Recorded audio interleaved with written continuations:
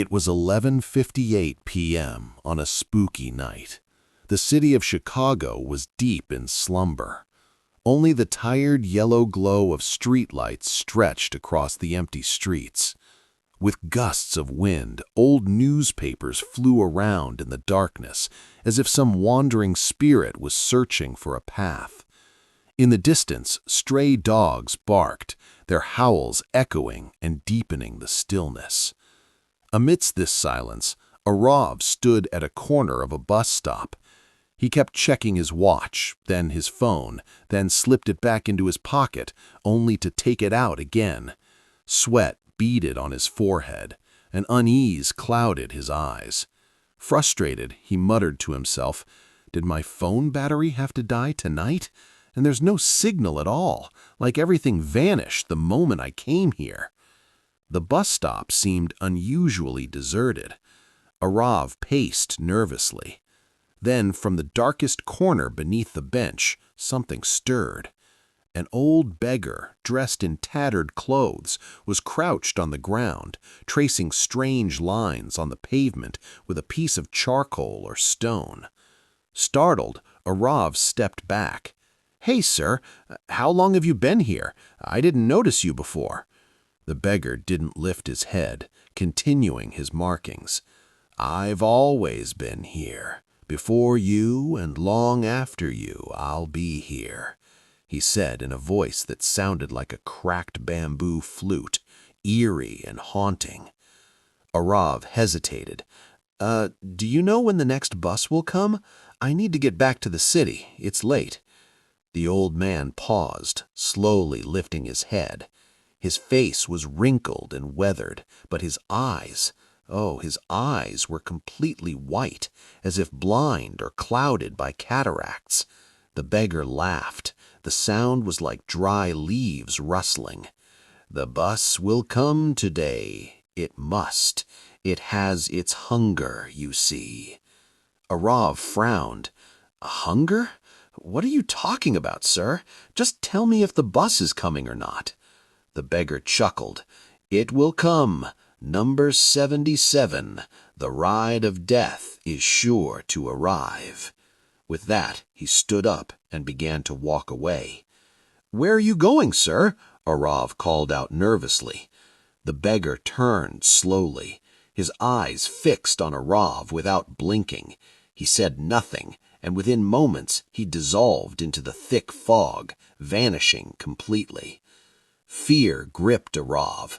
He looked around desperately, wishing for someone, an auto, a bike, any vehicle to appear.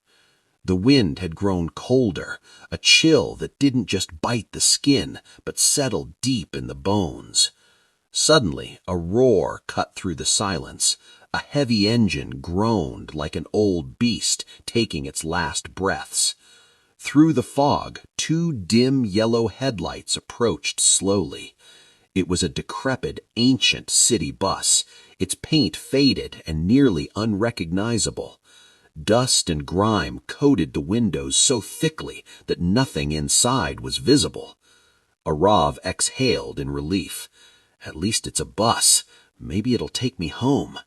He tried to make out the license plate.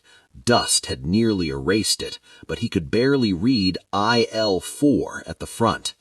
The bus door creaked open slowly, revealing darkness inside, except for a tiny flickering bulb near the driver's seat. A voice came from the shadows.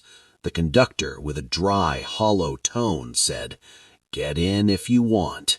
This is the last bus for this route." Arav stammered, "Sir, it won't take the bypass, right?" The conductor replied, oddly, "We don't decide the route. The passengers do. Come on, if you want, get in." Arav had no time to think.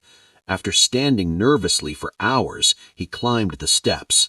As soon as he stepped inside, it felt like entering a cold, sealed tunnel. The air smelled of damp earth, rusted metal, and old fabric.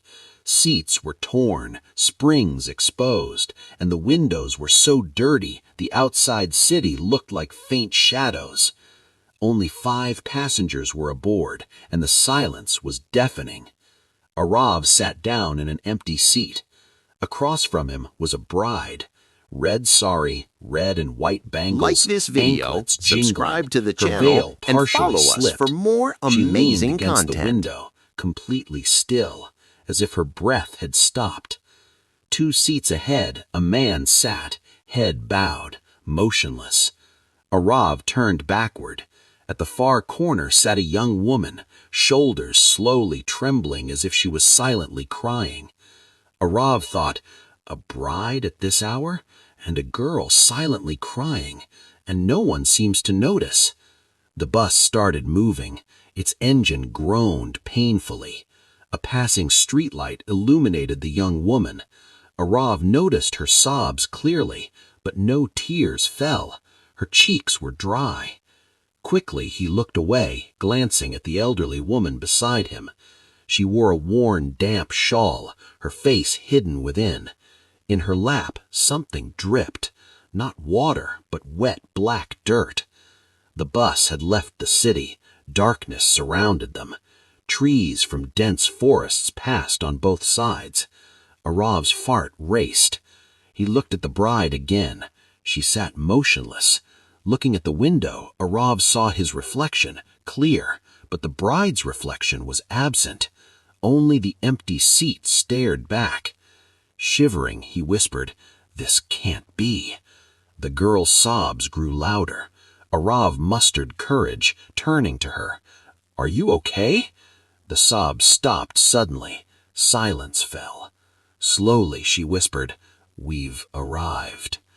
"Arrived where? We haven't reached any stop yet," she said softly. "The place where no one returns." At that moment, all the passengers slowly turned towards Arav. Their eyes glowed unnaturally, their faces hardening as if they were revealing their true forms. Panic surged in Arav. His breathing quickened. He screamed, "Stop the bus! I want to get off!" No one moved. The driver didn't brake. The conductor didn't respond. The bus sped up. Arav ran towards the driver's cabin. "Can't you hear me? Stop! I can't go further!" The driver slowly raised his head. In the mirror, Arav's soul froze. The driver's face was burned flesh. Where his eyes should be, there were only black hollows. His lips didn't move, yet a voice echoed from every corner of the bus. "This bus doesn't stop, son. Once you board, the ride must be completed." "No, let me go. My mother is waiting for me." The bus neared the dangerous old bend, the cliff where a fatal accident had happened 10 years ago. Darkness of the gorge loomed outside the window. The driver growled, "Sit down, boy. No one leaves this ride unfinished." Arav ran towards the back door. The passengers rose, the bride, the man, the crying girl, the elderly woman, all their eyes now black and hollow like the driver's. "Sit, join us," whispered the bride. The bus teetered on the cliff's edge, wheels off the ground. With no escape, Arav leapt into the darkness. Wind rushed past, his scream piercing the night. The screen went black, leaving only the mechanical roar. When Arav's eyes opened, he was lying on a white ceiling. The sharp antiseptic smell of a Chicago hospital filled his nose. He couldn't remember how he got there. He tried to speak, but no sound emerged, only a hollow echo from his throat. He tried to move his hands and legs. They wouldn't respond. A doctor and a police inspector entered. "This is a miracle," the doctor said. "He survived. Surviving a fall from such a height is impossible." "But," the inspector added, "his spinal column is completely broken, vocal cords permanently damaged, and due to infection risk, we had to amputate both legs and his left arm." Like this video, subscribe to the channel, and follow us for more amazing content.